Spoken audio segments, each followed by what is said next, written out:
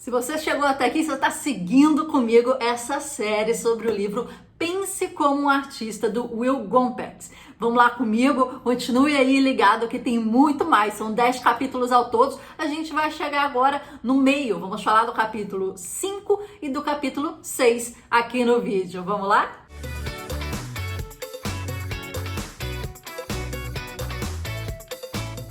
Obrigada por estar seguindo aqui com a gente. E você sabe que eu, Marcela Lana, tenho aqui esse canal para a gente falar sobre arte. Sempre muita arte e desenvolvimento pessoal. Aqui a gente tem resenhas de livros, tem reviews de cursos, tem dicas, tem muita coisa legal. Não se esqueça então de apertar esse sininho, se inscrever no canal, comentar, dar um joinha, dar um like. Isso ajuda muito a gente aqui no canal a continuar fazendo um conteúdo muito legal para você. Quinto capítulo, vamos lá? Os artistas são céticos. O que significa cético, né? É uma pessoa que questiona, que duvida, né? Que problematiza uma questão para tentar entender, né? E tentar desconstruir aquilo para fazer do modo dela. Então, o que eles falam? Que a criatividade não tem nada a ver com o que os outros pensam. Eles têm exclusivamente a ver com o que você, o criador, pensa. Então, ele parte do seu processo de tentativa e erro, pergunta e resposta. Um processo inteiramente pessoal. Né? O Oscar Wilde fala: a obra de arte é um resultado de um temperamento único, quer dizer, ele é o resultado de você e você é único. Então sua obra de arte, ela está contextualizada, ela tá dentro do seu pensamento e ela só vai sair daquela forma porque você a fez naquele contexto, né? E ele fala uma coisa muito legal: quando você começa a pensar, você começa a questionar. O questionamento gera a imaginação. E a imaginação, com a imaginação, você começa a conceber ideias. E a ideia em si é a base, é a raiz da criatividade. Então, se a gente for voltar a criatividade na raiz dela, da concepção de ideias, tá o questionamento, tá a pergunta, tá o porquê, tá aquela coisa que você fica, né, ansioso e querendo saber e querendo estar curioso, tá querendo interpretar aquilo e ver como é que é, e as pessoas não te respondem, você sacode aquilo ali que você quer resolver aquele problema e você quer as respostas. Então, daí você encontra a raiz da criatividade. Isso aí é muito forte, hein? Questionar dá clareza, concisão e pureza às ideias. Então, sempre questione tudo. O sexto capítulo desse livro vai falar que os artistas pensam em contexto amplo e em detalhes mínimos. No início do capítulo ele já fala, né? Lembra aqueles arquitetos que começam a montar assim, a vislumbrar e a desenhar uma cidade, né? Imagina muito tempo atrás. Só que ele começa a pensar naquele centrinho. Porque antigamente, né, as cidades eram pequenininhas, depois elas foram crescendo, mas eles não conseguem ter aquela dimensão de como vai ser a cidade.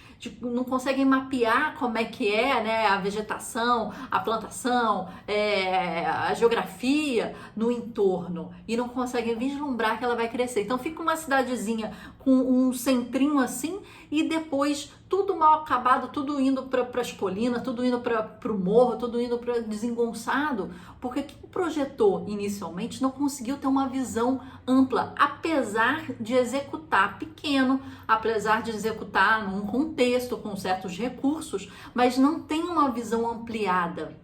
Então, às vezes, né, fica uma pontezinha pequenininha e o cara não conseguiu entender que aquele fluxo de carro ali seria muito grande de um tempo, né? Um tempo pro futuro. Então, ele fala que é muito importante a visão grande e a operacionalização, a ação pequena. Mas sem essa visão grande, você acaba que caga a pequenininha.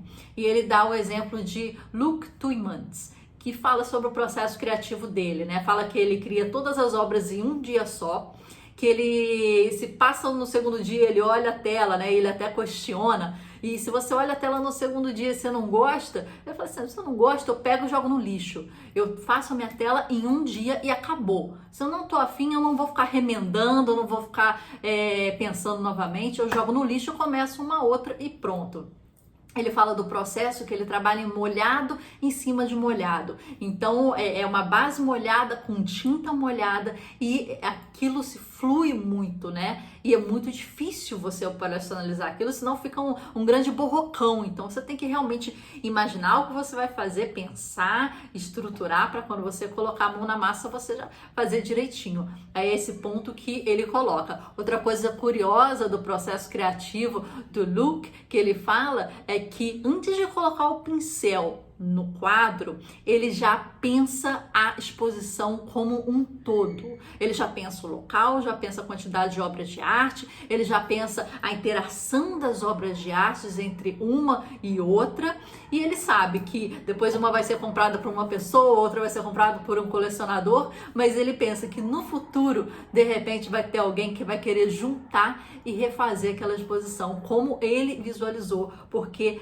todas as obras estão contando aquela história do conceito da exposição.